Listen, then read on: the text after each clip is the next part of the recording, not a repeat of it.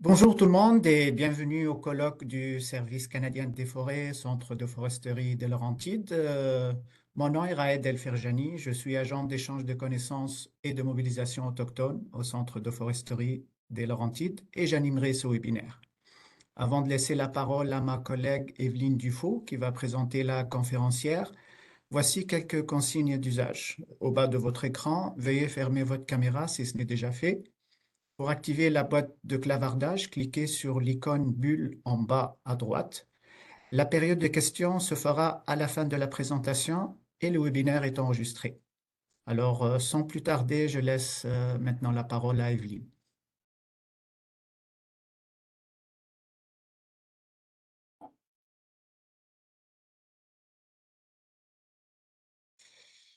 Juste un instant.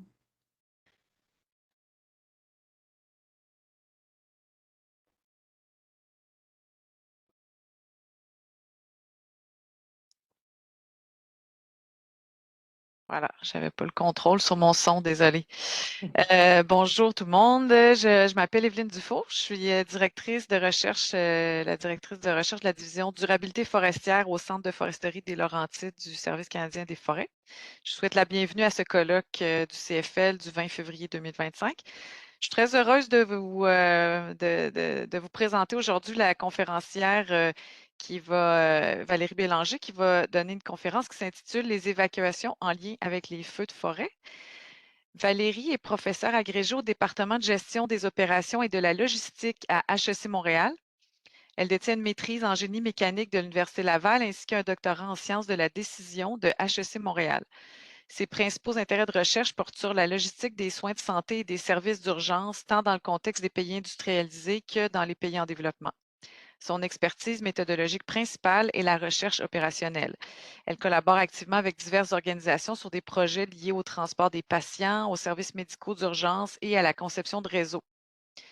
Elle a reçu en 2023 le prix d'impact en recherche de HEC Montréal pour ses travaux sur la gestion des stocks d'équipements de protection individuelle pendant la pandémie de COVID-19. Valérie est également membre régulière du Centre interuniversitaire de recherche sur les réseaux d'entreprises, la logistique et le transport. Elle est également chercheuse invitée au Centre de foresterie des Laurentides. Puis avec le portrait que je vous ai décrit, vous vous demandez peut-être c'est quoi le lien avec la recherche en foresterie, mais avec nous cette année, elle collabore au développement de projets utilisant des méthodes de recherche opérationnelle et d'optimisation, entre autres sur des projets visant à optimiser la mise en place de mesures d'atténuation aux impacts des feux de forêt, incluant les évacuations, sujet de la conférence d'aujourd'hui. Donc, je m'arrête ici. Je vous souhaite un très bon colloque, puis je vais laisser la parole à Valérie. Merci beaucoup. Merci pour l'invitation. En fait, c'est une question qu'on me pose souvent, hein. Pourquoi HEC, Service canadien des forêts, c'est quoi le lien? Mais il faut savoir que oui, à HEC, on fait autre chose que de la finance et de la comptabilité. Il y a toute une équipe qui travaille en gestion des opérations, puis plus particulièrement là, tout ce qui est la gestion des urgences. Donc, comme Evelyne le mentionnait, on a divers projets en lien avec les évacuations dans le contexte d'inondations en Haïti, par exemple, puis aussi là, des projets dans le contexte canadien. Donc, aujourd'hui, je vais vous présenter une partie des recherches. C'est des travaux qui ont commencé il y a à peu près 5 ans, en fait, qui a toujours été en collaboration là, avec le Service canadien des forêts, qui a financé, en fait, une partie des travaux et je remercie pour ça. Donc, il y a quelques années, en fait, hein, il y a eu un groupe de chercheurs dirigé par Amy Christensen qui ont développé une base de données sur les évacuations au Canada. Donc, c'est vraiment un travail costaud pour retracer là, à travers des revues de presse certaines données plus quantitatives aussi au niveau des municipalités pour bâtir un portrait des évacuations qui s'étaient produites là, entre 1980 et 2021. Donc, on parle d'environ 1400 évacuations. Et quand on regarde un petit peu le portrait des évacuations, hein, on voit qu'il y a une tendance dans les dernières années, là, dans les 10 dernières années, à avoir plus d'évacuations. Il y a plus de feux qui mènent à des évacuations, donc il y a plus d'évacuations de manière générale. Ce qu'on constate aussi quand on analyse cette base de données-là, c'est que les évacuations vont toucher des communautés qui sont relativement petites, là. La plupart, là, on ne voit pas très bien les chiffres, là, mais autour de 50% des évacuations vont toucher là, des communautés d'autour de, en fait, 100 habitants ou moins. Donc, les évacuations sont quand même relativement petites au Québec, au Canada de façon générale, là, mais bon, il faut quand même là, bien servir ces communautés-là qui sont généralement là, assez éloignées. Quand le projet a démarré, il y a 5 ans, on n'avait pas encore passé à travers 2023. Donc, la plupart des évacuations là, étaient réalisées en Colombie-Britannique, en Alberta, en Ontario. Et au Québec, hein, on avait vu dans le passé à peu près 5% des évacuations. Nouvelle-Écosse, un petit peu en bas de 2% des évacuations. Bien sûr, tout ça était avant l'année 2023. Donc, tout ça pour dire que, en fait, hein, dans l'Est, c'était peut-être un petit peu moins une préoccupation. En Ontario, bien sûr, dans le nord de l'Ontario, il y a quand même pas mal d'évacuations, mais du côté là, de l'Est du Québec, de l'Atlantique, ce n'était pas une grande préoccupation. Et là, le vent a tourné en 2023, où on a vu là, des évacuations importantes au Québec, en Nouvelle-Écosse, avec différents complexes de feu. Donc, évidemment, là, le Québec, on ne peut pas passer sous silence les évacuations qui se sont produites hein, à Chibougamau, Sept-Îles, le Bel-sur-Quévillon, dont on a entendu parler là, de manière importante dans les médias. Pas trop loin de nous aussi, là, il y a eu les évacuations qui se sont produites pas loin d'Halifax, avec les feux qui se sont produits là. Et évidemment, il y a plein d'autres exemples dans les dernières années. Bon, récemment, hein, on a bien vu ce qui s'est passé à Los Angeles. Mais à Sept-Îles, il y a eu des évacuations aussi. Donc, chaque année, que ce soit des communautés autochtones, différentes municipalités canadiennes, on a un nombre important d'évacuations, puis un nombre croissant d'évacuations. Donc, en fait, l'évacuation hein, est nécessaire, même si c'est bon, une mesure de dernier recours, parce que malgré toutes les actions qu'on peut prendre, malgré la qualité des équipes de suppression qu'on a sur le terrain, il est possible que des communautés soient affectées, que ce soit l'impact direct du feu ou la fumée là, qui peut amener des enjeux au niveau là, de la santé publique. Donc, parfois, les autorités locales vont devoir décider d'évacuer. Donc, un des points critiques, on a fait des entrevues avec plusieurs personnes au début du projet en Ontario, Colombie-Britannique, puis un des points qui ressortait beaucoup, hein, c'est la difficulté de déterminer le moment pour déclencher l'évacuation. Bien sûr, on ne veut pas déclencher trop tard, avoir une évacuation qui est non sécuritaire pour notre population, mais on ne veut pas non plus la déclencher trop tôt, parce que peut-être qu'on serait capable justement d'éviter une évacuation. Donc, ce qu'on a l'habitude de faire en pratique, hein, c'est de déterminer ce qu'on appelle des trigger points. Donc, on va placer des lignes à des endroits stratégiques et quand le feu atteint cette ligne-là, ben là, il est devenu tout indiqué de déclencher une évacuation. Par contre, d'établir ces points-là ou ces lignes-là n'est pas une tâche facile. Donc, ça va dépendre de plusieurs facteurs. Bien sûr, le feu. Et là, hein, je le dis, je ne suis pas une spécialiste de la science du feu, bien que j'en apprends beaucoup. Mais le feu va avoir évidemment un rôle à jouer, là, les conditions météo aussi, là, pour ce qui est de l'établissement de ces lignes-là. Le réseau de transport disponible, le temps pour mobiliser notre population. Donc, ça aussi, ça peut avoir un impact important, puis la congestion routière prévue aussi. Donc, à moins d'avoir vraiment fait une évacuation, c'est très difficile d'estimer ce temps-là. Dans le cas de Chibougamau, par exemple, hein, les autorités locales avaient estimé à 7 heures à peu près le temps, mais c'était vraiment basé sur leur connaissance du territoire. Il n'y avait pas de méthode, je dirais, quantitative ou scientifique pour établir là, le bon moment pour déclencher l'évacuation.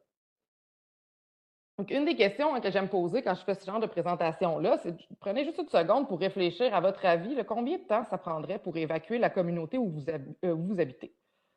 Donc, ce n'est pas une question facile. Donc, ce qu'on a voulu faire avec notre équipe de recherche, c'est d'essayer d'apporter des éléments de réponse pour être en mesure d'estimer le temps nécessaire à une évacuation et comment on devrait mener cette évacuation-là. Donc ici, on a un portrait là, des différents temps, donc de l'émission du feu, de l'allumage du feu jusqu'à la fin de l'évacuation. Donc on a, comme vous le voyez sur l'image, plusieurs étapes. Donc, il y a tout ce qui est la préparation de la population, donc préparer nos bagages ou préparer les documents importants, aller chercher les enfants à l'école. Donc, il y a tout un ensemble d'étapes qui doivent être réalisées. Puis ensuite, du moment où on est à bord du véhicule, il va y avoir encore là, un certain temps avant de se rendre dans des zones qui sont sécuritaires. Donc, avec notre équipe de recherche, on a essayé d'attaquer un petit peu de deux fronts. On sait que la composante transport qu'on connaît bien, en fait, dans mon milieu, le design de réseau, la gestion du transport, on la connaît bien. Par contre, dans le contexte d'une évacuation, il va y avoir une grande composante humaine qui va entrer en ligne de compte. Donc, on a voulu aussi attaquer ce morceau-là, donc le volet humain. Dans la présentation d'aujourd'hui, je vais parler de ces différents volets-là. Donc, aujourd'hui, je vais parler d'abord de comment on peut améliorer la préparation en prenant en compte le comportement, puis on a analysé, là, je reviens dans quelques minutes là-dessus, différentes communautés au Québec. Ensuite, comment améliorer la préparation grâce à la conception et la planification de réseaux efficients, donc avec des méthodes plutôt de recherche opérationnelle. Et ensuite, un petit outil qu'on a bâti pour visualiser. Donc, c'est vraiment plus pas dire un jeu, mais on est capable de voir comment une évacuation pourrait se produire. Bien sûr, ces travaux-là sont toujours en cours et on a plusieurs disons, recherches à faire encore là, pour améliorer. Donc, vous allez voir qu'il y a certaines hypothèses qu'on pose, mais vraiment, on essaie de faire les premiers pas dans cette direction-là pour aider les municipalités. Donc, là, c'est moi qui parle, mais il y a toute une équipe qui a travaillé à différents niveaux à ce moment-là. Donc, je voulais quand même souligner le travail de tout le monde et aussi de nos collaborateurs, là, notamment différents chercheurs au Service canadien des forêts qui nous ont guidés là, à travers le projet, puis qui nous ont aussi ramenés quand on était un petit peu loin, on s'éloignait, là, puis la composante feu était peut-être laissée de côté par notre manque de connaissances. Donc, la première chose que je veux vous parler aujourd'hui, c'est une recherche qu'on a faite par rapport au comportement de certains citoyens dans le contexte des évacuations au Québec. En fait, comme je vous disais, le projet a commencé il y a à peu près 5 ans. Et là, on essayait de reconstruire les évacuations passées. Par contre, là, 2023 est arrivé.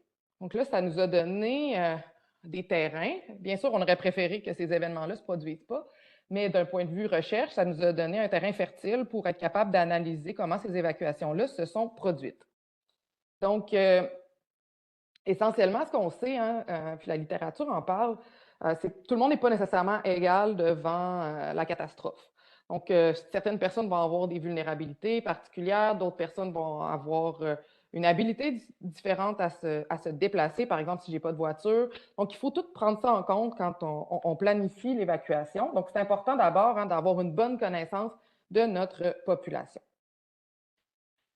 Donc, pour essayer de comprendre un peu mieux avec des exemples précis, on a bâti 3 études de cas où on a sondé les ménages de 3 municipalités qui ont été évacuées en 2023. Donc, Sept-Îles, Chibougamau et Lebel-sur-Quévillon.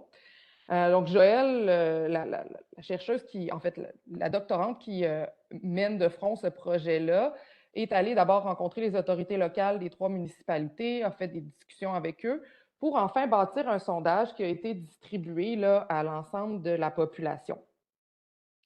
Donc, juste pour vous donner un petit peu une idée, on avait différentes questions qui étaient en lien avec le avant, le pendant, la question par rapport au ménage, différentes questions ouvertes. Donc, c'était quand même un sondage qui était, je dirais, relativement long. On avait estimé à peu près 15 minutes, puis c'est ce qu'on a fait.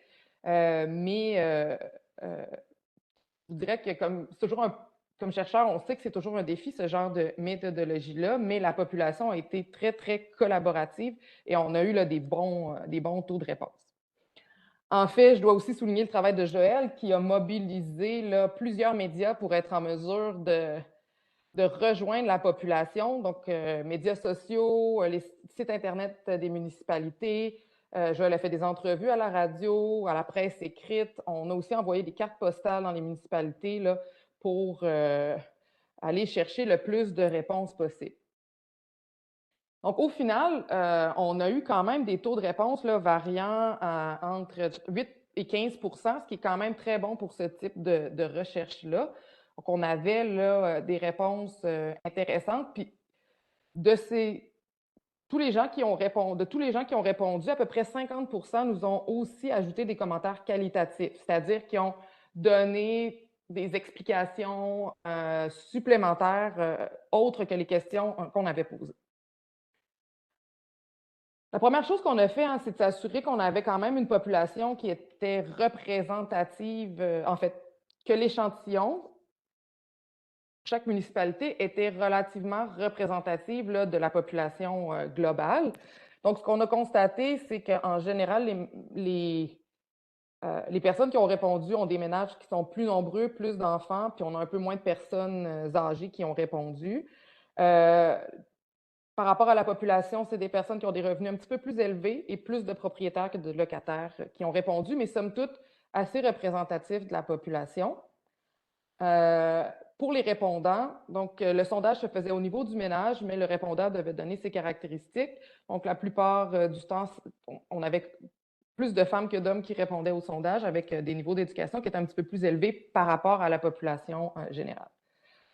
Donc on était quand même assez confiants avec les résultats qu'on avait pour commencer des analyses. Hein. Puis ce projet-là est toujours en cours, donc je vais vous présenter quelques résultats qu'on a pu observer. Donc, la première question qu'on a, ben, pas la première que je vais vous présenter, c'était une question qu'on trouvait particulièrement intéressante, qui était, est-ce que vous étiez à la maison quand vous avez reçu l'ordre d'évacuation? Ce qu'on voit ici, là, vous voyez Lebel sur Quévillon, l'ordre d'évacuation a été lancé à 4h40, Chibougamau 8h15 le soir, Sept-Îles 9h30. Donc, ce qu'on voit, hein, c'est qu'il y a un lien quand même assez direct entre le pourcentage de gens qui étaient à la maison et l'heure où on lance l'ordre d'évacuation. Bien sûr, parfois, on n'a pas le choix, hein, mais ici, ce qu'on voit, c'est que par exemple, à Chibougamau, on a fait une évacuation de soir, qui peut avoir des points positifs et des points négatifs à ce genre d'évacuation. Mais en faisant une évacuation le soir, ben, plus de gens sont réunis à la maison. Donc, ce que ça veut dire, c'est qu'il y a peut-être moins de déplacements à faire. Donc, concrètement, nous, quand on veut planifier ou on veut représenter ou simuler une évacuation, ben, on doit prendre en compte qu'il y a une certaine proportion de la population qui vont rentrer chez eux avant de partir. Ils vont se regrouper. Si je suis au travail, je vais retourner à la maison, me regrouper avant de quitter. Un autre point important aussi quand on veut représenter adéquatement là, une évacuation, c'est quoi le pourcentage des personnes qui sont sorties directement de la ville sans faire aucun arrêt. On peut penser hein, que l'évacuation est lancée, on va arrêter chez quelqu'un de la famille, on va aller faire le plein d'essence, on va peut-être aller faire des achats, on va aller chercher les enfants.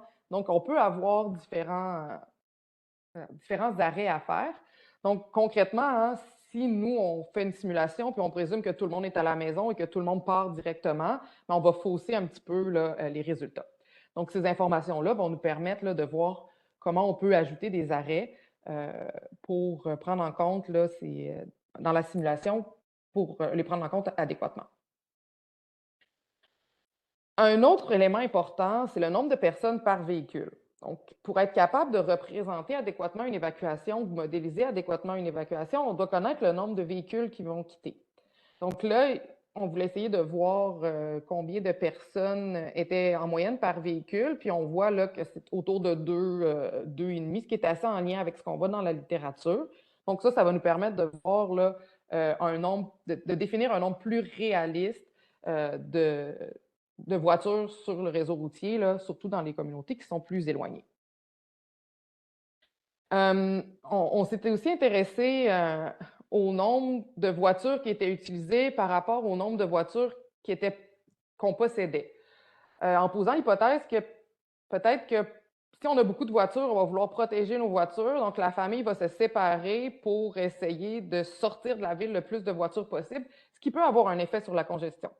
Donc, c'est un peu ce qu'on voit ici, là, hein. Plus on possède de véhicules par ménage, bien, plus on va en utiliser pour sortir de la ville. Ce qui fait aussi que le nombre de personnes par véhicule va diminuer à la baisse.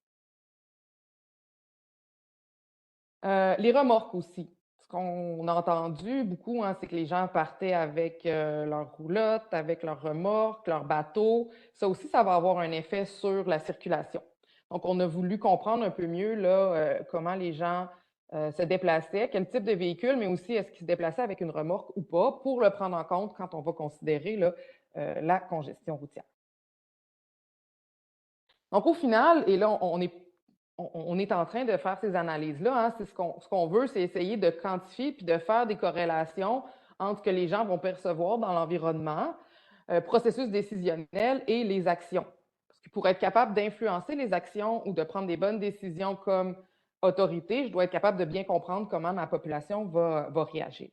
Donc là, on est en train d'établir des liens, puis on utilise là, un modèle adapté de la littérature pour faire ces analyses-là. Oups. OK. Donc ça, c'est le premier morceau. Donc, comme je vous ai présenté, hein, il y a toute la partie la préparation, qu'est-ce que les gens font, comment les gens se préparent, on commence à avoir de la fumée, on entend dans les médias. Donc, c'est quoi les actions qu'on va mettre en place? Donc, dans la deuxième partie de projet, on s'est intéressé à déterminer le temps d'évacuation. Donc là, on a mis de côté pour le moment le comportement et on s'est intéressé à développer un modèle qui permettrait là, d'estimer au mieux le temps d'évacuation en considérant un ensemble là, de contraintes.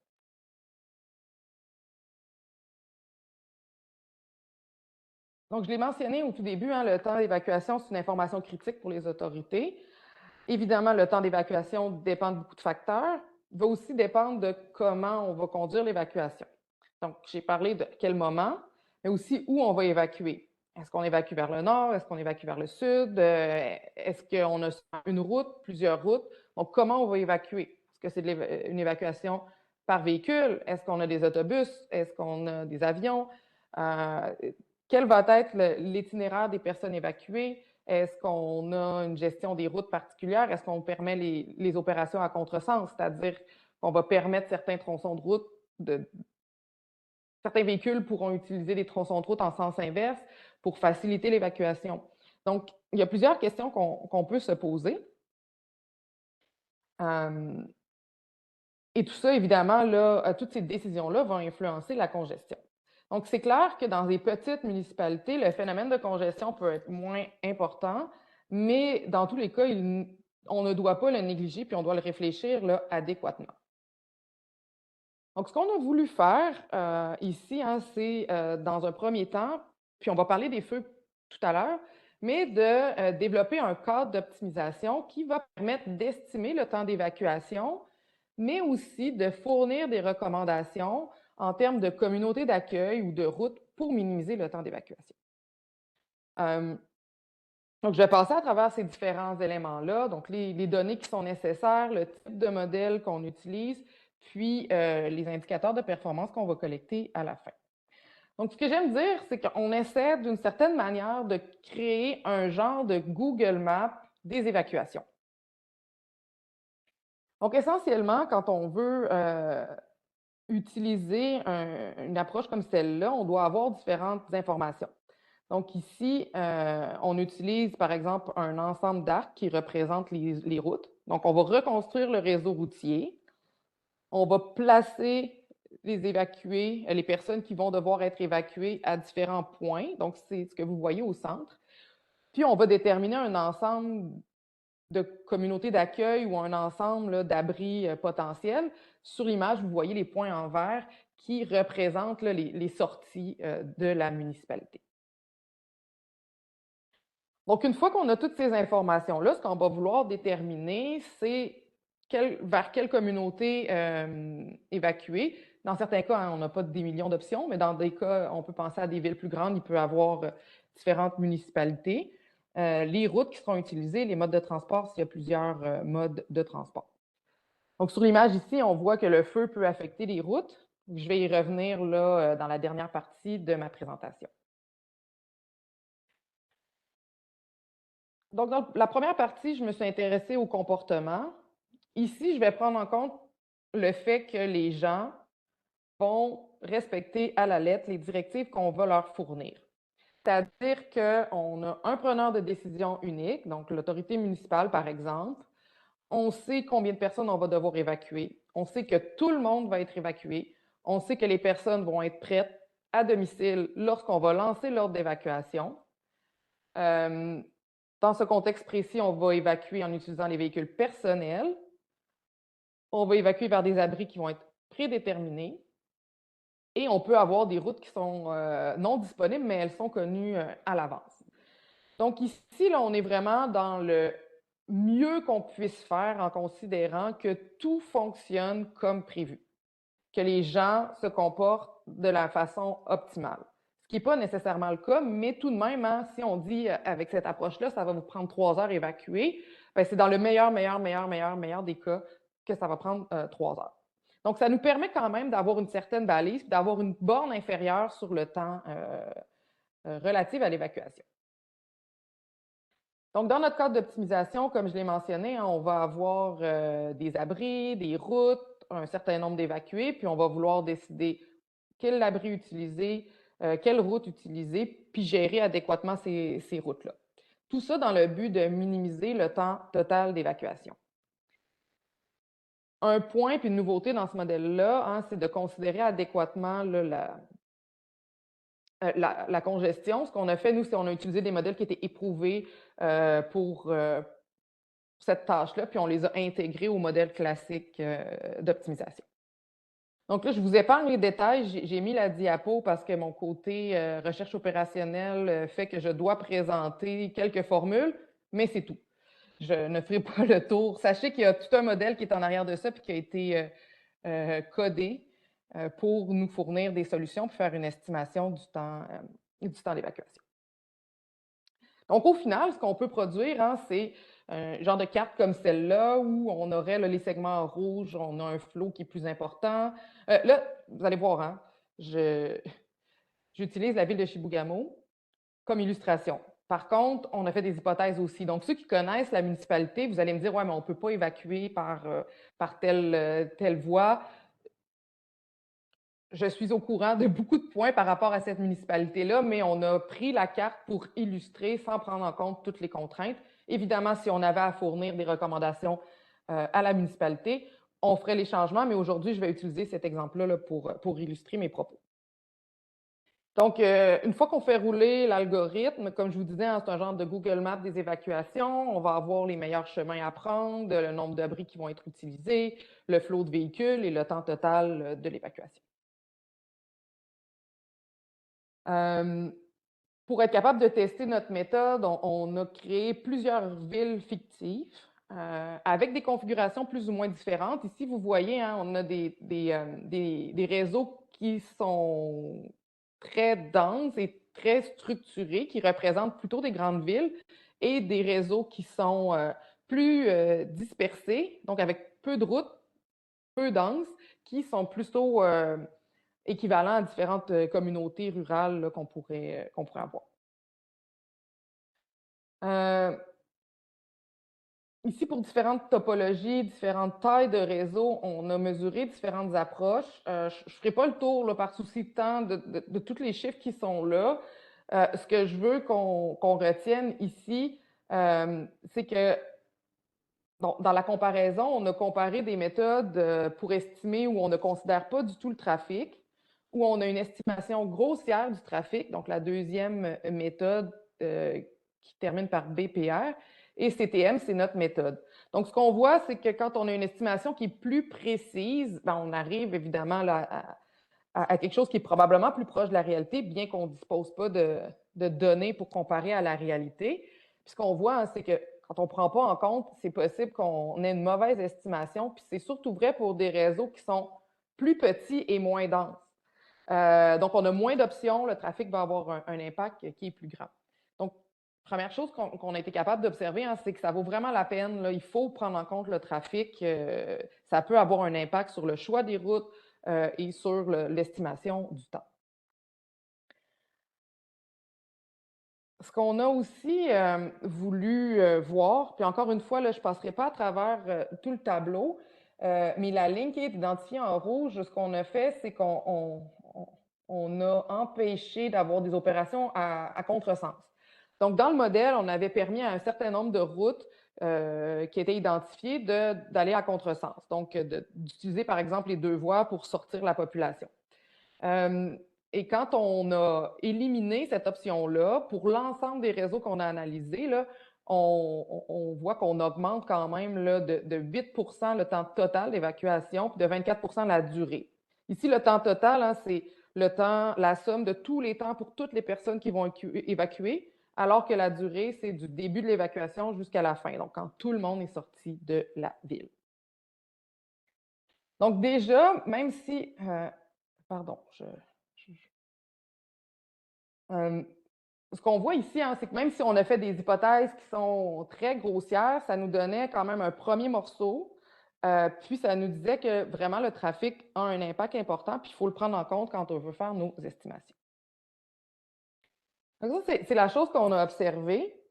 Un autre élément important qu'on n'a pas considéré, c'est l'impact que les incendies de forêt peuvent avoir sur le réseau.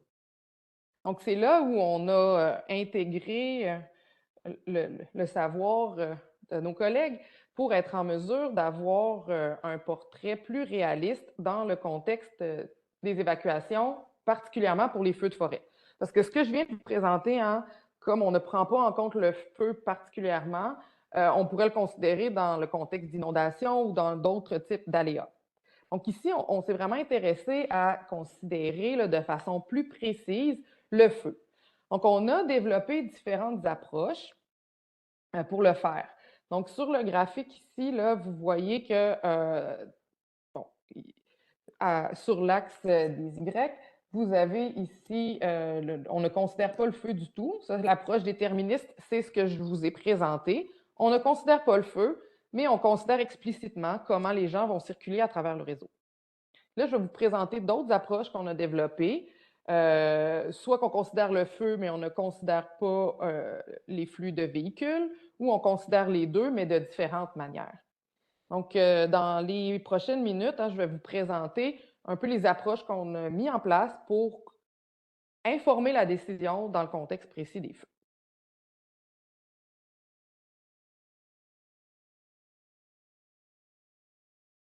Comme je vous disais, ici, je vais utiliser Chibougamau pour illustrer avec les bémols que j'ai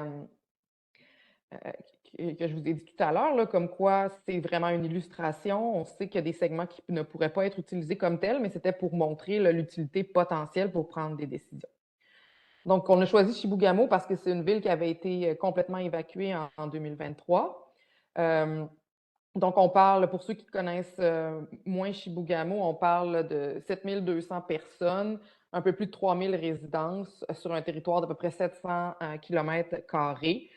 Un réseau qui n'est pas très dense avec peu de voies de sortie. Donc, on a des voies vers le nord, des voies vers le sud, donc il n'y a pas des tonnes et des tonnes d'options dans ce contexte-là, mais ça nous donnait quand même là, un très bon cas de figure. Puis pour l'anecdote, hein, avant les feux, j'utilisais quand même Chibougamau parce que on m'avait mentionné que c'était une municipalité qui était quand même à risque étant donné sa localisation. Et maintenant, on a pu apprendre là, de cette expérience malheureuse. Donc, je vous ai montré tout à l'heure, hein, la première chose à faire quand on veut bâtir ce genre de méthode-là, hein, c'est de regarder le réseau routier, de regarder les points de population. Pour ça, on a utilisé différentes données d'OpenStreetMap, données de Statistique Canada aussi, là, pour être en mesure de placer la population. Bien sûr, on n'est pas au niveau de la maison. On va regrouper un ensemble de maisons, puis on va placer un point. pour simplifier là, la résolution des modèles. Donc, l'idée de base, hein, c'est que quand on a un feu, il peut avoir un impact. Donc, selon le périmètre du feu, on peut avoir un impact qui est plus ou moins grand sur le réseau routier. Donc, ici, vous avez une illustration. Là, on a un périmètre de feu final avec le réseau routier. Donc, le cercle en bleu-mauve, hein, c'est 5 km autour là, du centre de la ville de Chibougamau. Donc, vous voyez que dans ce contexte-ci, le feu va affecter là, toute une partie là, au nord-ouest de la municipalité. Donc, on s'est questionné à savoir, là, puis on a discuté, on a regardé la littérature. Donc, c'est quoi l'impact d'un feu potentiel? Donc, première chose, hein, évidemment, s'il y a des flammes directes, la route va être complètement perturbée, ne sera pas utilisable. Donc, d'un point de vue logistique, la capacité de cette route-là va être nulle. L'autre élément, c'est le spotting, donc les braises qui vont circuler.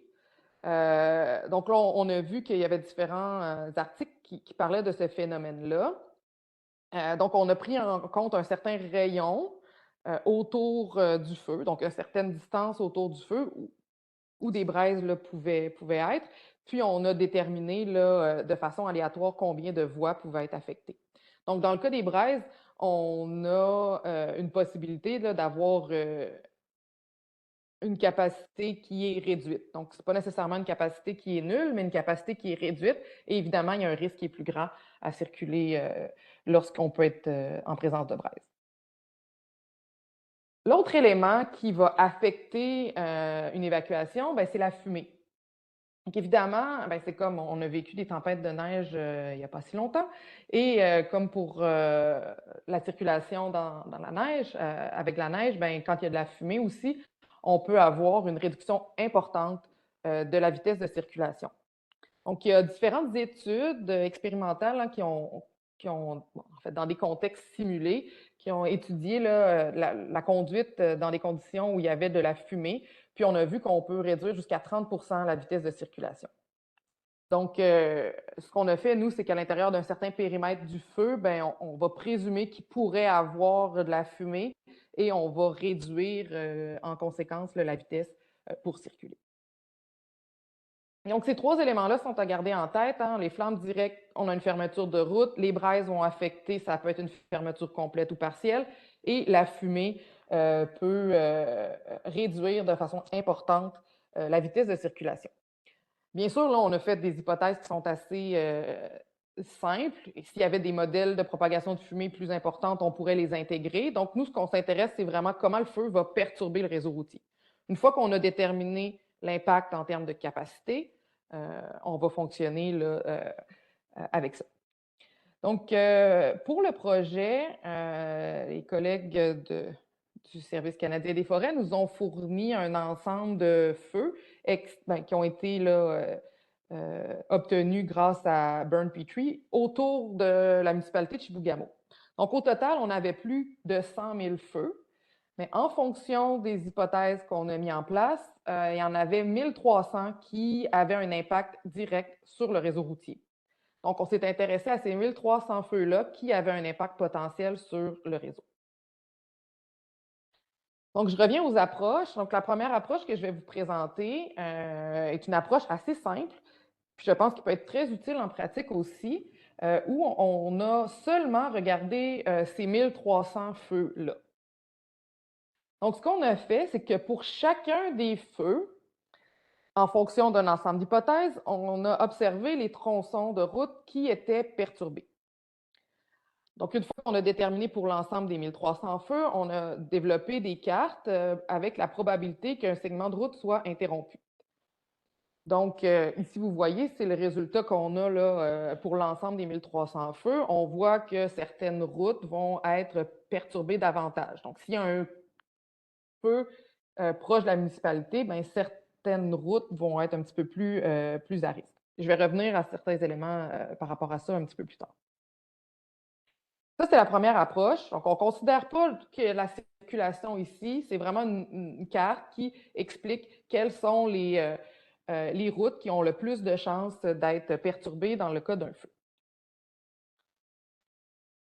Dans un deuxième temps, ce qu'on a fait, c'est qu'on a toujours regardé, on a continué de regarder nos différents feux. On a perturbé les segments de route en fonction des feux ou des périmètres de feu qui nous avaient été fournis. Puis, on a déterminé, grâce à la méthode que je vous ai présentée tout à l'heure, le meilleur plan d'évacuation pour chaque incendie. Disons en pratique, on sait qu'il y a un feu qui s'en vient, les spécialistes en sciences des feux arrivent avec une modélisation, bien, on pourrait utiliser ce périmètre de feu-là pour déterminer un plan d'évacuation. Ce que je veux qu'on observe ici, c'est différents résultats. Donc là, ici, ce qu'on a fait, c'est qu'on a pris 5 feux au hasard, puis on a déterminé le temps d'évacuation en fonction de pour ces différents feux-là, en fonction des perturbations. Et on voit évidemment que le feu va avoir un impact sur le temps d'évacuation. Naturellement, si j'ai un tronçon de route qui est bloqué, j'ai moins d'options. Donc, fort probablement, je vais augmenter le temps d'évacuation. Donc, c'est important de prendre ça en compte aussi quand on fait la planification. Certains pourraient dire, ah, mais on pourrait peut-être regrouper puis essayer de trouver là, un bon scénario, une bonne estimation du temps d'évacuation en considérant plusieurs feux. En fait, c'est nos travaux en cours. Donc là, on est en train d'utiliser plusieurs scénarios, mais d'avoir un modèle unique qui va nous permettre de trouver une bonne solution. Par exemple, on a un regroupement de feux dans le nord pour la ville de Chibougamau. Si on a des feux qui se présentent dans le nord, quel serait le meilleur scénario d'évacuation? Donc, on essaie de représenter différents feux et de les incorporer dans une même approche. Mais ça sera pour une autre présentation. Parce j'ai rien à présenter, on est en train de travailler là-dessus. Une autre approche qui est intéressante, puis qui change un petit peu du paradigme des différents scénarios, c'est qu'on a travaillé avec une approche basée sur le risque. Donc, quand on fait la gestion des feux, hein, il y a beaucoup je ne suis pas une spécialiste de la gestion de risque ou je ne suis pas une spécialiste non plus là, de l'évaluation des risques, mais il y en a plusieurs là, dans l'équipe de Ressources naturelles Canada. Donc, on a pris le même cadre, on a utilisé des cartes qui étaient issues là, des différents feux simulés de Burn Petrie. Donc, ici, on a la carte, là, le Fire Hazard, et on a utilisé ces données-là, donc les pixels, pour être en mesure de calculer l'exposition à la menace.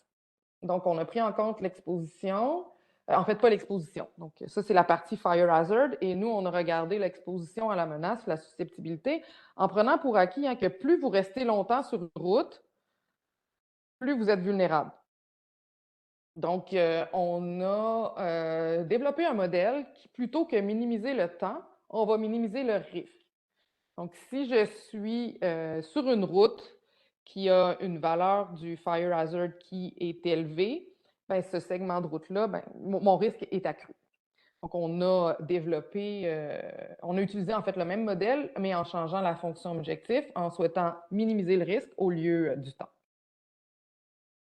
Donc, vous voyez, naturellement, hein, quand on veut minimiser le temps, on va avoir tendance à séparer notre population, donc à utiliser le plus de routes possible pour réduire la congestion. Par contre, quand on vient intégrer la notion de risque, on va éviter les tronçons de route qui sont les plus risqués. Donc, tout à l'heure, hein, dans la carte, j'avais la carte de probabilité de perturbation, pour Chibougamau, hein, c'était les segments qui se situaient un peu au nord. Donc, vous voyez, quand on veut minimiser le risque, le modèle d'optimisation ne suggère pas d'utiliser ces routes-là. Donc, encore une fois, c'est balancé entre le temps d'évacuation et le risque qu'on est prêt à prendre pour notre population.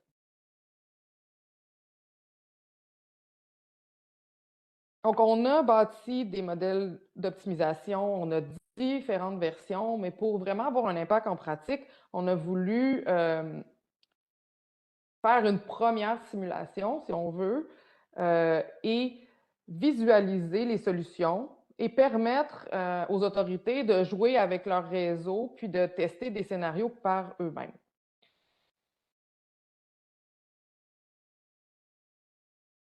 Donc, on a bâti un petit outil qui est toujours en développement puis en test d'ailleurs. On rencontre régulièrement des gens pour leur présenter, recevoir leur rétroaction pour essayer d'améliorer. Donc, ici encore, si je prends Chibougamau, on a plusieurs autres municipalités là, qui ont été intégrées dans l'outil, mais pour le moment, on travaille encore avec le cas de Chibougamau. Vous pouvez télécharger la map et déterminer les points de sortie. S'il y a des routes à enlever, vous pouvez les enlever. Vous pouvez changer l'occupation moyenne des véhicules. Donc, il y a plusieurs paramètres avec lesquels on peut jouer et vous appuyez sur Play d'une certaine manière et vous avez un ensemble de mesures de performance. Donc, vous avez une visualisation et vous avez différentes mesures de performance par rapport au temps de conduite, par rapport au temps d'attente, à la durée totale de l'évacuation. Donc, d'un point de vue pratique, hein, ça permet à un gestionnaire de dire, OK, si je décide de ne pas utiliser cette route-là, c'est quoi l'impact sur mon temps d'évacuation? S'il y a seulement un abri qui est disponible ou une sortie de la route, une sortie de la municipalité qui est disponible, quel va être mon temps d'évacuation? Donc, l'idée ici, c'était vraiment de développer un outil qui était interactif, qui permettait aux autorités locales ou à un groupe de personnes de regarder, de tester des scénarios. Donc, c'est vraiment l'objectif. Et ultimement, là, on va intégrer différents éléments. Donc, les modèles d'optimisation que je vous ai parlé, les considérations au niveau là, du comportement des évacués. L'objectif hein, serait d'arriver avec un outil qui est beaucoup plus abouti, mais pour le moment, là, c'est où on en est. Donc, c'est ce que je voulais vous présenter par rapport à l'outil de visualisation. Récemment, hein, je suis allée avec Vittorio qui travaille au centre de foresterie des Laurentides. On est allé au parc, dans un parc Parc Canada en Nouvelle-Écosse pour faire le tour du parc parce qu'on a un projet avec eux. Là, ils veulent qu'on les aide à déterminer comment l'évacuation devrait être conduite. Puis est-ce qu'il y a des actions qui pourraient être entreprises pour faciliter une évacuation potentielle du parc? Donc, on est allé visiter, puis on a développé l'outil pour eux, puis on est en ajustement là, pour répondre aux différentes questions que le parc a. Donc, ça fait le tour pas mal de ce que j'avais à vous dire. En résumé, hein, concrètement, les résultats des sondages en permettent d'informer les municipalités puis de les aider à prendre en compte là, le comportement de leurs citoyens dans l'élaboration des plans d'évacuation. Le cadre d'optimisation va permettre de donner certaines pistes ou certaines balises en termes de temps d'évacuation, puis aussi amener certaines pistes de réflexion. Par exemple, si on voit qu'évacuer vers une municipalité paraît intéressante, bien, on peut développer les ententes à l'avance. Donc, il y a plusieurs choses qui peuvent être faites si on a besoin, ici, je n'ai pas parlé du multimode, mais si on a besoin, par exemple, d'autobus, on peut faire des partenariats à l'avance. Donc, il y a plusieurs choses qui peuvent être faites dans ce sens-là. Puis le dernier petit outil de visualisation que je vous ai présenté hein, permettrait d'analyser différents scénarios puis de voir l'impact direct sur le temps d'évacuation. Donc, comme je vous disais, on a encore beaucoup de travail à faire sur les évacuations, certainement, mais on a d'autres projets en cours en lien avec les feux. Evelyne, d'entrée de jeu, parlait des traitements de combustible. Donc, on a des projets en lien avec les traitements de combustible. Donc, si on a un investissement à faire, comment faire adéquatement ces investissements-là pour faire des pare-feux, par exemple. Donc, on a développé un outil qui permet de faire des recommandations à partir d'un ensemble de données. On a aussi des projets en lien avec le déploiement des ressources au niveau de la suppression. Ce qui s'en vient aussi, c'est qu'on voudrait aussi combiner les évacuations avec les planifications de combustible. Donc, est-ce qu'on a des routes particulières qui devraient être protégées? Donc, il y a beaucoup de choses encore en cours de route. Puis, disons, ça fait 5 ans à peu près là, que je travaille là-dessus. Je pense que je peux en faire encore pour un petit bout. Il y a encore beaucoup de défis en lien avec ça. Donc, je vous remercie pour votre attention. Puis, ça va me faire plaisir là, de répondre à vos questions. Merci beaucoup, Valérie, pour tous ces résultats que vous avez partagés avec nous. Pour ceux et celles qui se sont joints à nous tardivement, je me présente, Raed El Ferjani, j'animerai la période de questions. Avant de débuter, j'ai quelques messages d'intérêt et des règles d'usage à partager avec vous pour la période de questions-réponses. Pouvez tous et toutes maintenant activer votre vidéo si vous le désirez pour obtenir une attestation de participation, notamment en lien avec le règlement sur la formation continue obligatoire des ingénieurs forestiers du Québec. Veuillez compléter l'attestation de participation avec le lien URL que j'ai mis dans la boîte de clavardage. Le code d'activité est déjà intégré dans le lien. Les arboriculteurs certifiés membres de la Société internationale d'arboriculture Québec peuvent également cumuler des crédits de formation en utilisant les informations que j'ai mis dans la boîte de clavardage. Pouvez poser votre question dans la langue officielle de votre choix et il y a deux façons de le faire, verbalement cliquant à droite de votre nom dans la liste des participants et sélectionnez l'icône main levée. Lorsque je vous nommerai, vous n'aurez qu'à enlever votre mode sourdine en cliquant sur l'icône micro. Après avoir posé votre question, s'il vous plaît, vous remettre en mode sourdine. Nous souhaitons avoir une question à la fois pour donner la chance à la conférencière de bien répondre à votre question et de laisser la chance aux autres. Si vous préférez poser votre question par écrit, vous utilisez la boîte de clavardage, sélectionnez l'icône en forme de bulle en bas à droite pour l'activer si ce n'est déjà fait. Merci de vous identifier clairement, en donnant votre nom et l'organisation que vous représentez. Et la période de questions est maintenant ouverte.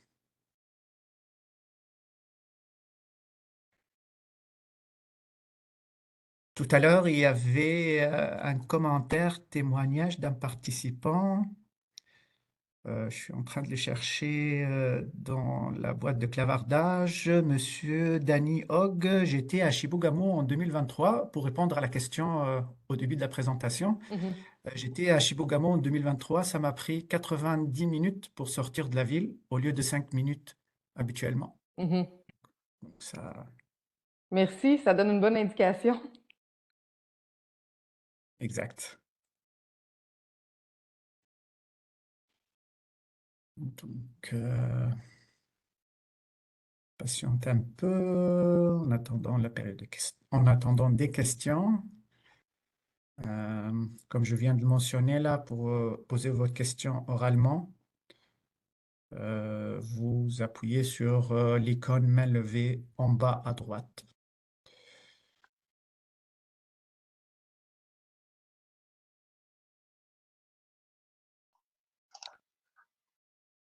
J'ai une question de Christine. Est-ce qu'on peut s'attendre à court terme que d'autres municipalités puissent être modélisées? Oui, en fait, on est en train de travailler à l'intégration d'autres municipalités. On a sélectionné une vingtaine de municipalités. On est en train de développer là, les cartes, puis on est en train d'extraire les données là, autant au niveau des routes qu'au niveau de la population. Mais si vous avez des villes en particulier, s'il y a des gens là, dans l'auditoire qui souhaitent qu'on s'intéresse à leur municipalité ou qui voudraient, qui seraient intéressés à voir de quoi ça pourrait avoir l'air pour une municipalité, je vous invite à m'écrire. Nous, on a sélectionné comme ça, là, en fonction de notre connaissance, un certain groupe de municipalités. Mais on est très ouvert à des collaborations. Donc, s'il y a des gens qui veulent qu'on modélise en particulier une municipalité, on peut bien sûr le faire, là. Merci. On a une question orale de Hubert. Oui, bonjour. Hubert Doucet, conseiller en sécurité civile pour la région du Bas-Saint-Laurent. J'ai une question pour l'outil que vous êtes en train de développer. Est-ce que ça va être possible d'intégrer des fonctions, exemple, s'il y avait un accident de la route pendant l'évacuation ou des pannes d'essence? Donc, ici, des éléments comme imprévus qui s'ajoutent pour voir l'impact que ça pourrait avoir lors de l'intervention. Ouais. Ben, c'est très intéressant. On n'est pas encore rendu là, mais c'est quelque chose parce que là, ce qu'on va faire avec l'outil, c'est qu'on dit, ben, il y a un accident là, quel est l'impact? Mais on pourrait éventuellement intégrer dans l'outil une certaine probabilité qu'il y ait un impact sur un tronçon ou qu'il y ait quelque chose qui se produise. Fait que je vous dirais que là, on est en train finaliser la première mouture. Puis, on a plusieurs idées, puis j'en prends bonne note, là, d'avoir des tronçons de route critiques. Je ne sais pas, on parle souvent là, des postes ou des pannes d'essence ou quand il y a beaucoup de trafic, on pourrait éventuellement avoir des blocages puis les représenter là, de manière avec des probabilités. Merci. Merci Valérie. Danny Hogg. petit peu pour comprimer. Quand la démulation-là va rentrer, comme je te dis. Oui, est-ce que vous m'entendez? Des heures et des heures et des heures. Oui. Oui, ben, justement, moi, je l'ai été évacué là, en 2023. J'étais de Chibougamau, là, je suis rendu en Mauricie, mais il y avait il y avait deux tronçons sur la route 167. Là. Il y avait deux tronçons du MTQ qui étaient en réparation. Là. Fait que c'était par alternance et ça l'a extrêmement ralenti le trafic. Là. Ouais. Ça a pris plusieurs heures avant que la MTQ lève ses barrières pour permettre aux gens de passer free au lieu d'être en alternance. Fait qu'effectivement, là, c'est un élément vraiment à prendre en considération parce que ça a presque, d'après moi, ça a presque doublé le temps d'évacuation de ces deux tronçons-là qui étaient sur la route. Oui, puis c'est quelque chose qu'on a, quand on est allé interviewer les gens là-bas, là, c'est quelque chose là, dans les rétroactions qu'on a reçues qu'il y avait eu un petit enjeu là, où c'était pas dans la municipalité, là, c'était à l'extérieur de la municipalité. Il y avait ces lumières-là qui ça a pris un certain temps avant qu'ils soient enlevés, puis ça avait ralenti de manière importante là, l'évacuation. Donc, ça soulève qu'on a besoin de bien connaître qu'est-ce qui se passe autour de notre municipalité dans le cas d'une évacuation, puis une collaboration importante entre les parties prenantes aussi. Là.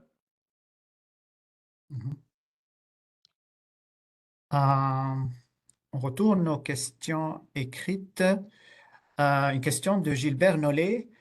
Êtes-vous redevable, entre parenthèses, monétairement, pour une évacuation qui s'avère par la suite non nécessaire? Je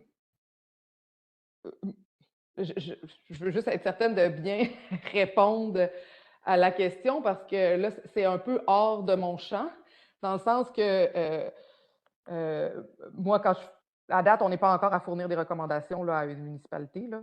Ça c'est clair, et je ne suis pas celle qui va prendre une décision dans ce contexte-là.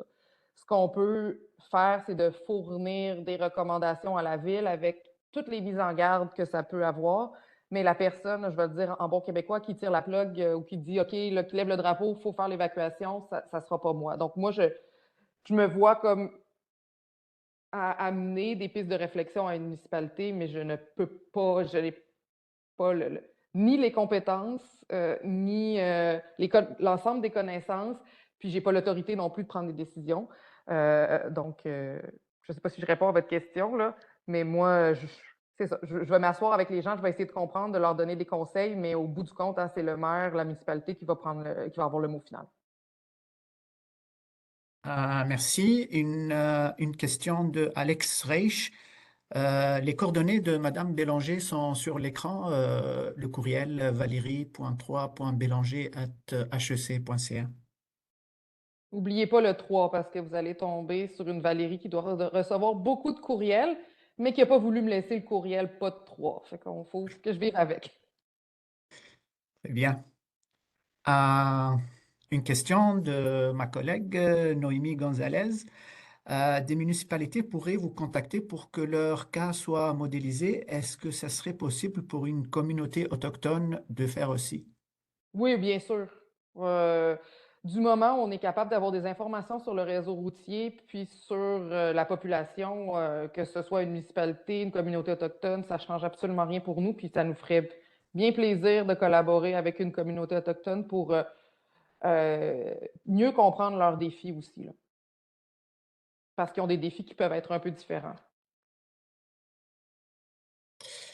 Oui, un commentaire de Sabrina Morissette. Bonjour Sabrina. Pour ma part, j'étais à Lebel sur Quévillon le 2 juin 2023. Ma famille et moi avons évacué dans la première heure de l'annonce et notre sortie de la ville s'est faite aussi rapidement qu'à l'habitude. Comme l'indique Dany, il y avait aussi les travaux sur la 113 vers Sainte-Terre qui a créé des délais plus tard dans la soirée. Super, merci pour l'information. J'en prends bonne note. Oui. Question de Hugo Brière. Avez-vous pris en considération la réalité des véhicules électriques dans l'algorithme? Non, parce que pour le moment, ce qu'on modélise, c'est de la municipalité vers des points qui sont situés à je veux dire, dans un rayon relativement proche du centre de la ville. Donc, Chibougamau, on a placé les points à 5-7 km, ce qui ne pose pas de problème au niveau des véhicules électriques. Mais évidemment, dans une évacuation, quand on pense aux gens qui sont allés à Roberval, puis ça a duré plusieurs heures, ça peut causer des enjeux. Donc, pour le moment, non. Mais on travaille sur multimode qui pourrait aussi avoir, on pourrait aussi prendre en compte l'autonomie, mais on n'est pas encore là. Eh bien, est-ce qu'on a des questions orales? Je rappelle que pour poser votre question oralement, vous aurez appuyé sur l'icône main levée en bas à droite de l'écran. Sinon, on a une question écrite de Julie Chagnan. Est-ce que ces outils pour optimiser les évacuations ont été appliqués pour des cas où la zone touchée est plus facilement identifiable, comme dans le cas de rupture de barrage ou des cartes de zones potentiellement inondées existent? Non, pas pour le moment. Il pourrait être appliqué dans des zones inondables du moment où on identifie les points de population qui doivent être évacués. Parce que le modèle est très flexible, hein. Pour le moment, je vous ai présenté un cas de figure où on évacuait tout le monde, mais on pourrait avoir des évacuations qui sont ciblées. Si on pense aux zones inondables, on pourrait avoir des évacuations qui se font de manière progressive. Tout est dans le paramétrage là, du modèle, mais pour l'instant, on n'a pas considéré ce genre de scénario-là. Mais c'est des choses qui pourraient être faites dans le futur parce que je vous ai parlé du feu qui affecte le réseau, mais c'est quelque chose qui est un intrant de nos modèles. Donc, si on avait une inondation qui affecte le réseau, on pourrait le prendre en compte. D'ailleurs, on l'a fait dans le contexte d'Haïti, où on a pris en compte le fait que les gens devaient marcher dans l'eau pour évacuer parce que les évacuations là-bas se font la plupart du temps à pied, là. Très bien. Monsieur Castanguet, j'ai vu que vous avez activé votre caméra. Est-ce que vous avez une question? Oui, est-ce que vous m'entendez? Oui. Oui. Madame Bélanger, je ne sais pas si vous avez eu l'occasion d'analyser un peu ce qui s'est passé lors des incendies à Fort McMurray, en Alberta, en 2016, mais c'était une situation où on avait des autorités civiles qui étaient habituées à fonctionner dans un environnement où les feux de forêt sont courants. Et malgré cela, l'évacuation de la ville a été un enfer total. Et par miracle, il n'y a personne qui a décédé dans l'évacuation. Mais on ne sait pas par quel miracle c'est arrivé. Est-ce qu'il y a des leçons à tirer de ce qui aurait pu être fait à Fort McMurray, notamment parce que le comportement du feu, qui était très spectaculaire, a beaucoup évolué à l'intérieur d'une seule et même journée? Ce qui était à peu près la même chose, je vous dirais, pour ce qui était du feu, notamment à Chibougamau en 2023, où les vents ont beaucoup modifié le dessin, le dessin du feu. Et c'est là que ça complique. Là, les gens peuvent se diriger vers le sud ou vers le nord, mais s'il y a juste une route, ça ne change pas grand-chose si le feu couvre le territoire. C'est toujours un enjeu, là, ce genre de municipalité-là ou de communauté. Première réponse, oui, en fait, la première chose qu'on a fait quand j'ai commencé à travailler là-dessus, c'était à peu près en 2001, là, on a revu les cas importants dans le passé. Fait on est allé lire toute la documentation, les post-mortems qui avaient été faits, qui étaient publiquement disponibles par rapport à Fort McMurray. On a fait les entrevues aussi là, avec les gens de Chibougamau, Lebel, Sept-Îles, qui a déjà aussi des leçons. Là, on est en train d'essayer de mettre les leçons apprises de ces différentes municipalités-là pour en inspirer d'autres. C'est sûr que moi, je m'occupe davantage du côté logistique. Donc, c'est sûr que le météo changeante va avoir un impact important. Puis ça, c'est dans la préparation aussi, là. Nous, quand je dis on analyse des scénarios, ben, c'est le genre de choses qu'on pourrait faire en préparation, de dire, OK, si le feu vient de là, puis là, rapidement, il se déplace parce que les vents ont tourné, quelle route va être influencée, comment je fais pour sortir. Fait qu'il y a beaucoup d'apprentissage à faire, mais il reste qu'il y a encore des défis qui sont importants. Puis comme vous l'avez mentionné, malgré leur habitude à naviguer dans des situations comme ça a été toute une affaire, l'évacuation de Fort McMurray, là.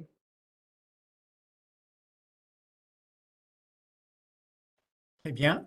Merci beaucoup, Monsieur Castanguet, pour la question. Merci, Valérie, pour la réponse. Donc, Est-ce qu'on a d'autres questions parmi les participants? D'autres questions orales? On a une question écrite de Jean Jolet. Est-ce que vous recommanderez à des municipalités isolées de développer le réseau de routes d'évacuation? C'est super intéressant parce qu'on est là. En fait, pour le moment, on a travaillé avec le réseau routier existant. Donc, quand on cartographie la municipalité, on utilise les réseaux routiers. Mais là, on est pour les projets à venir où on pourrait, par exemple, utiliser des chemins forestiers ou renforcer ces chemins forestiers-là, ajouter des routes et tout. Donc, c'est vraiment là, ce que vous mentionnez, c'est comme une prochaine étape, là. Donc, dans la prochaine année, là, c'est un de nos objectifs d'adapter les modèles pour prendre en compte là, donc, les investissements potentiels qui pourraient être faits pour renforcer le réseau routier, là. Fait qu'on n'est pas là, mais c'est vraiment un de nos objectifs à court, moyen terme. Merci.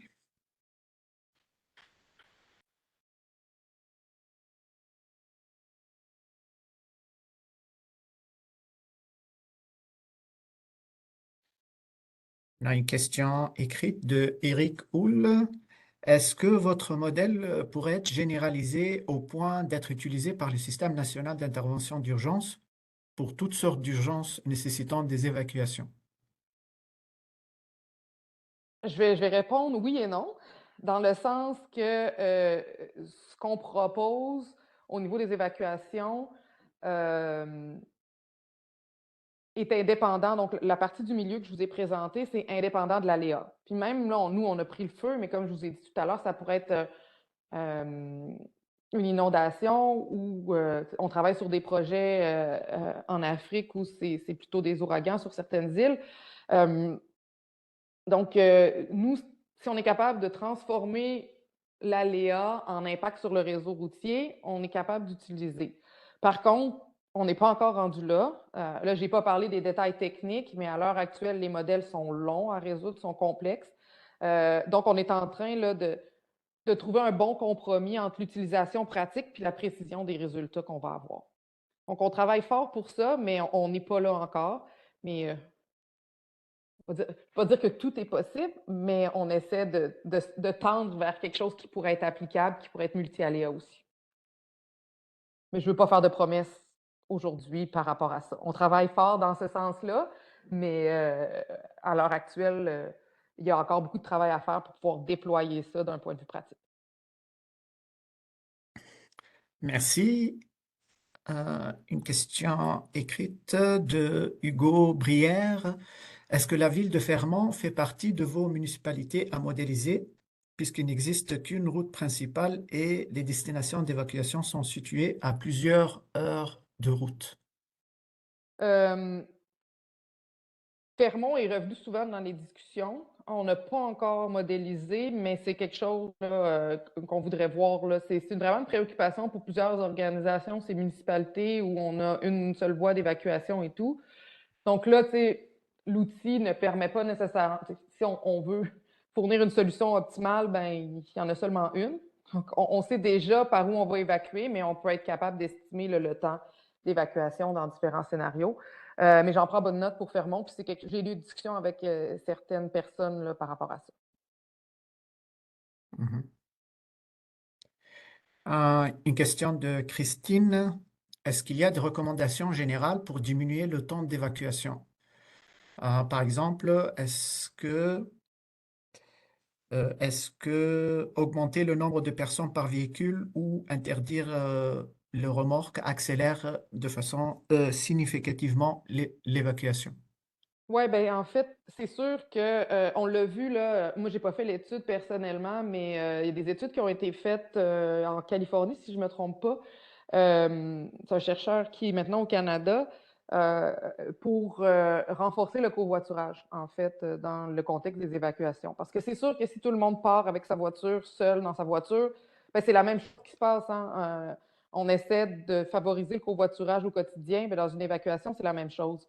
D'avoir des autobus aussi peut favoriser les évacuations. Je comprends que les gens qui évacuent d'une municipalité veulent avoir leur véhicule, là, mais c'est vraiment des choses qui peuvent être faites pour être en mesure. Les remorques, c'est la même chose, hein. On a eu la discussion avec Parc Canada. Est-ce qu'éventuellement, on pourrait, dans le contexte d'une évacuation, dire aux gens de laisser leur remorque là puis de partir seulement avec leur voiture? Donc, c'est des choses qui peuvent être envisagées. Puis je dirais que c'est un peu, en termes de gains potentiels, ben, c'est du cas par cas là aussi. Mais définitivement, c'est des recommandations qu'on a vues dans la littérature et qu'on a vues dans la pratique aussi.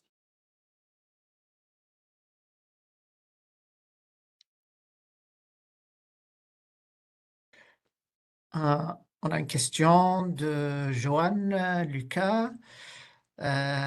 Bonjour, toutes mes excuses si le sujet a été abordé. J'ai relevé que l'heure à laquelle la décision d'évacuation a été diffusée et le lieu où se trouvaient alors les ménages ont été étudiés, mais les moyens de communication l'ont-ils également été? Oui. Oui, j'ai pas les réponses par rapport à ça, hein. Je fais mon coming out, c'est pas moi qui ai fait les analyses, hein, c'est l'étudiante. Donc, j'ai certains résultats, mais j'ai pas tous les résultats. Mais définitivement, les moyens de communication ont été quelque chose.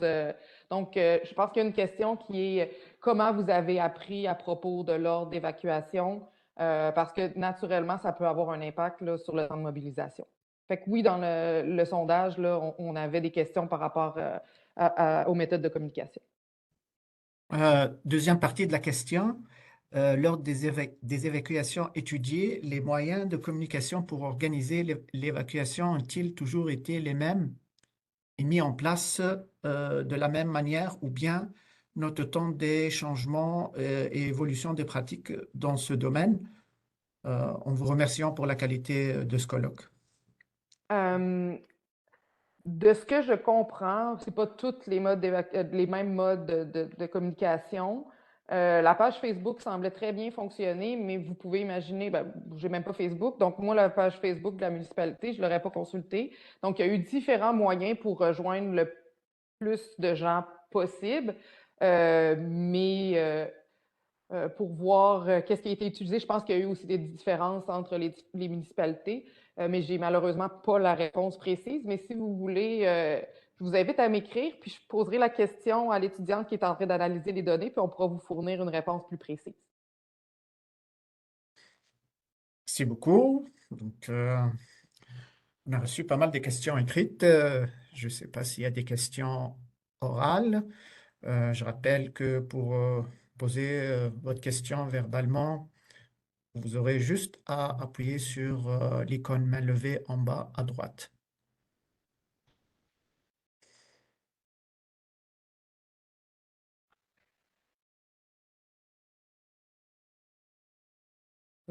On a une autre question écrite. Est-il possible de modéliser une évacuation avec des établissements particuliers, comme un centre de détention, une RPA ou un hôpital? On sait que ça peut causer des enjeux particuliers. Généralement, ces établissements-là vont être évacués par les hôpitaux. On peut penser donc, que les centres de santé sont souvent évacués avant.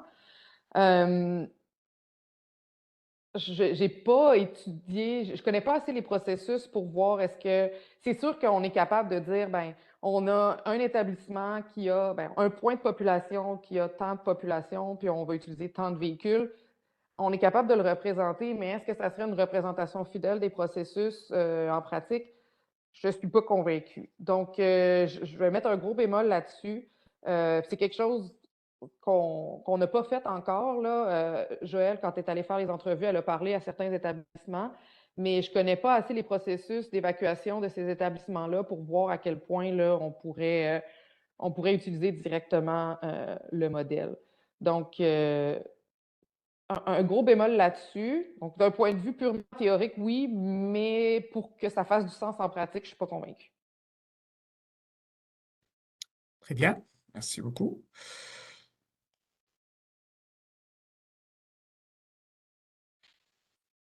Alors, d'autres questions orales ou écrites? On a encore du temps pour deux questions. Prêt?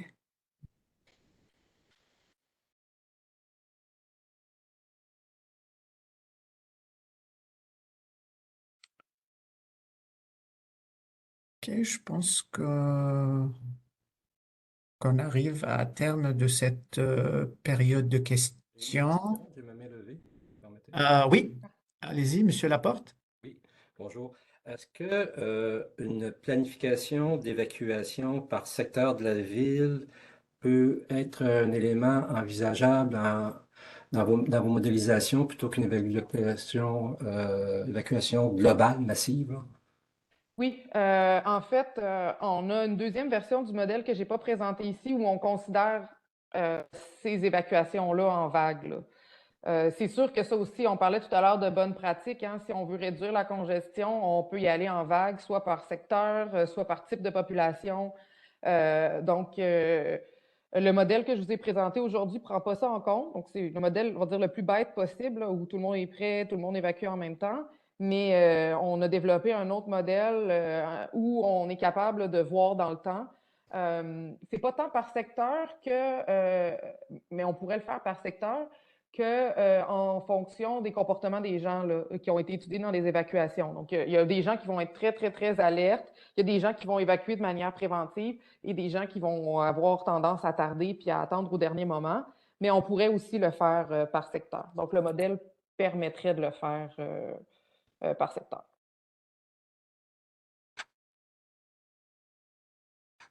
Très bien, donc une question de Monsieur Gilbert Nollet.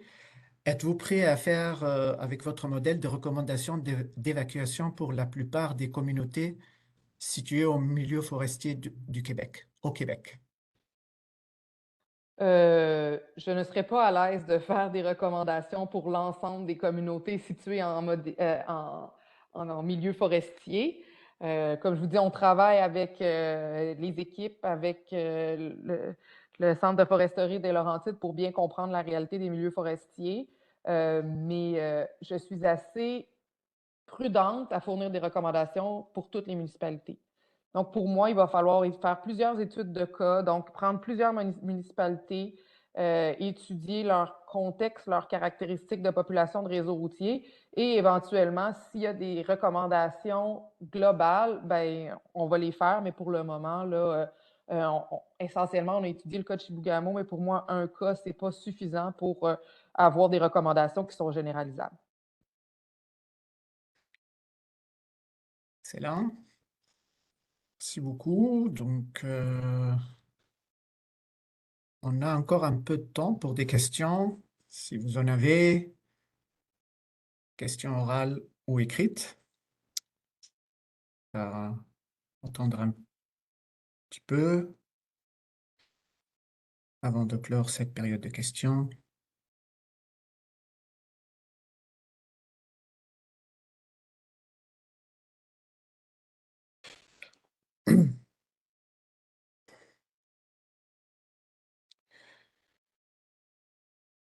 Ok, je pense qu'on arrive à la fin de cette période de questions. Merci beaucoup, Valérie, pour cette excellente présentation, les évacuations en lien avec les feux de forêt. En terminant, j'aimerais remercier tous les participantes de votre présence et de votre intérêt au colloque du CFL.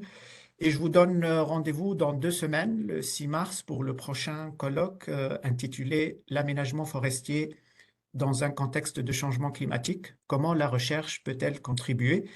Ce colloque va être donné par Mathieu Bouchard, professeur adjoint à l'Université Laval. Je vous invite également à surveiller nos fils d'actualité sur les plateformes X et LinkedIn pour en savoir plus. Merci encore de votre participation et à bientôt. Merci.